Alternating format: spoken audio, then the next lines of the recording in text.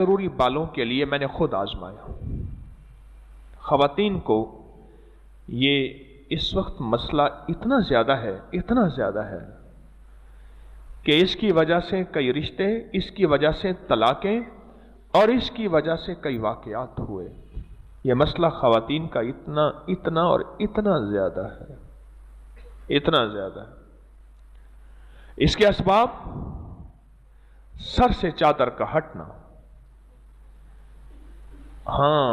اور چہرے کا ننگا ہونا، اور اس کے عجیب و غریب اسباب فیکٹرز ہیں۔ میں نے خود آزمایا۔ یہ خاتون کا خط ہے، میں پڑھ کے سنا رہا کہ اللہم انی اعوذ بک من الخبث والخبائث، صبح شام ایک تسبیح چہرے کے غیر ضروری بالوں کے لیے۔ کہا کہ میں جب بیت الخلاء میں جاتی ہوں اس دعا کا اہتمام کرتی ہوں، ایک تو، اور دوسرا ایک تسبیح صبح شام کس کی؟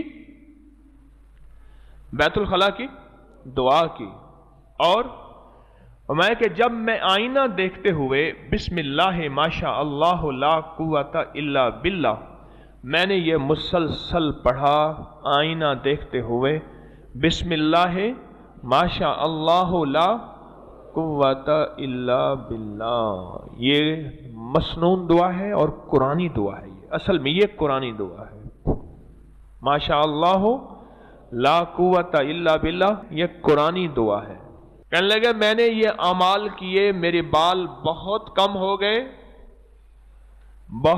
ہو گئے اور میرا روگ بہت زیادہ مجھ سے چلا گیا، ختم ہو گیا۔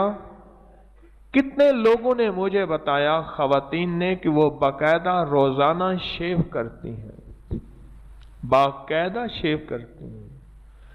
یہ روگ بڑھتے چلے جا رہے ہیں۔ غیر ضروری بالوں نے، جہاں کریموں نے، شیمپو نے، کاسمیٹکس نے اور میک اپ نے بہت ہمارا نقصان کیا، وہاں ننگے سر اور ننگے چہرے نے نقصان کیا، اور مصنوعی غذاؤں نے نقصان کیا۔ ایک تو ان پہ احتیاط کریں، اور دوسرا اس کا طریقہ یہ بتایا کہ جب بھی بیت الخلاء جائیں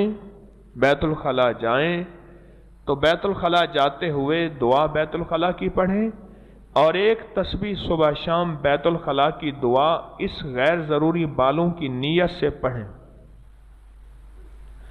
اور جب شیشے کے سامنے کھڑے ہوں تو پڑھیں بسم اللہ ماشاء اللہ لا قوت الا باللہ، کیونکہ اس دعا کے بہت فائدے ہیں۔ ایک فائدہ یہ بھی ہے